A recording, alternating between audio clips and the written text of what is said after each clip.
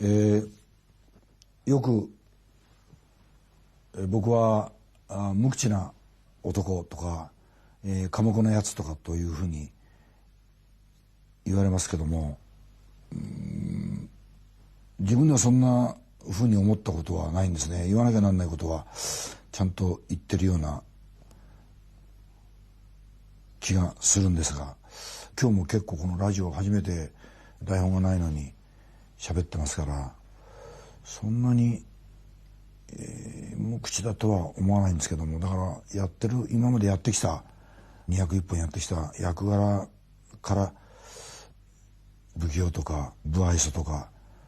寡黙とかそういうイメージがあるんだと思います。ただ自分の中で、とても強く思ってるのは、言葉というのが、いくら数多く喋っても、どんなに大声を出しても伝わらないものは伝わらないという、そういう思いはありますですね。自分の中では言葉は少ない方が、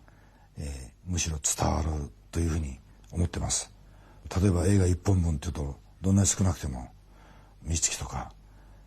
今まで一番長かったのは、八甲田山という映画ですが、これ2年半、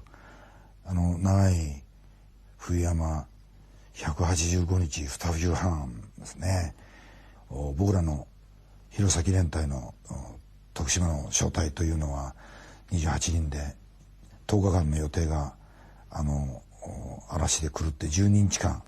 2日間延びるんですが、実際の撮影は185日間雪山の中に、本当のコースを本当に通りましたから、今ではとても考えられないような話ですけども、長い2年半の中で、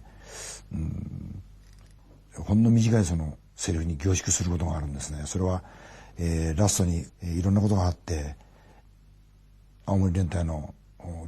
金谷君たちの遭難した死骸やなんかも見て、自分たちの隊は一名も落語することがなくて、八甲田の連山を振り返りながら、軍歌雪の進軍始めという僕の号令があるんですが、それをなんか実際に撮影の最後に撮ったんですけども、このセリフを言うためにこの映画に2年半、携わってたんだなというふうに自分はとっても思いましたですね。なんか今でも自分だけがそれは感じるのかもしれませんけども、そんな思いに今でもシーンを見るととっても感じますね。軍歌雪の進軍始め！雪の進軍氷を踏んで、どこが川やら道さえ知れず。映画の2年どころじゃなくて、人間が胸の奥に秘めた人が人を思う強さということですか。なんかそんなものを最近、何度か繰り返して読んでいる藤沢周平さんのお書きになった「攻めしぐれ」という話の中に、出てくるんですが、これ説明してると長くなりますけども、その小説の「攻めしぐれ」の一番最後にヒロインの福という女性が、自分の藩主のお殿様の正室というんでしょうか、奥様になって子供を産んで、その子が主人公の文四郎という武士の結局主君になるわけですけども、2人が青春期に隣同士に住んでて、ある日、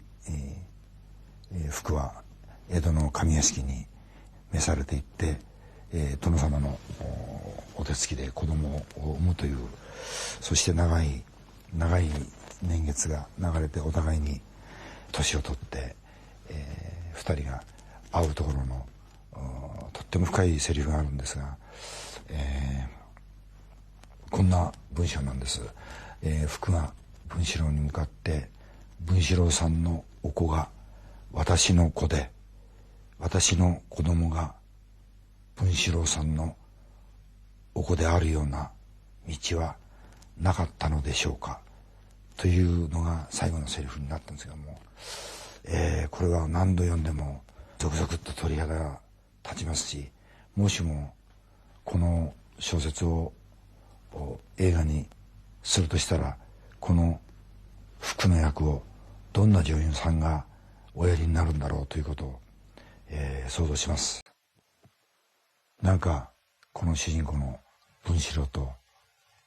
風の人は人を思うことの強さとか美しさとか凄さとか、日本人ってのはいいなというふうにとっても思ってます。あなたに褒められたくての中に、自分はこんな一文を書いてます。うさぎのお守り。人が人を傷つけるとき、自分が一番大事に思う人、いやむしろとっても大切な人こそ深く傷つけてきたような気がする。この人はかけがえのない人なんだ。もうこんな人には二度とは会えないぞと思うような人に限って深く傷つけるんですね。傷つけたことで自分も傷ついてしまう。そしていつの頃からか本当にいい人、のめり込んでいきそうな人、本当に大事だと思う人からはできるだけ遠ざかってキラキラしている思いだけをずっと持っていたいと考えるようになってますね。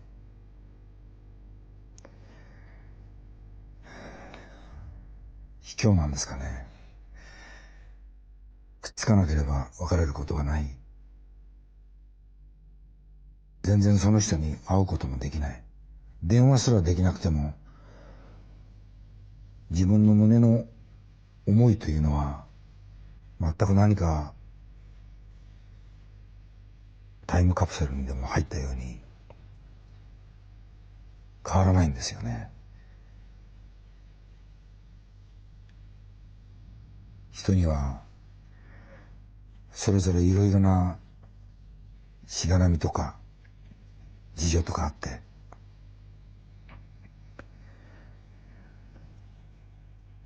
その時には自分はこうですと言えないというのはありますよね。何年か経った時、今なら言えるんだけどと思うこともあるんですが、時の流れが早すぎて向こうはもう切り替えて違うパートナーを探してるとかですね。難しいですね、世の中。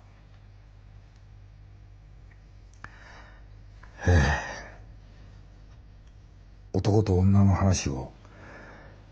語る資格は僕にはありませんが、でも女性を思わないわけではないんです。うまくいかなかったことがみんな嫌な思い出かというとそうでもなくて、うまくいってない、いやいかなかったんだけど、ちょっとした瞬間、昔よく聴いた曲とか立ち止まった景色とか、目をつぶって思い出すと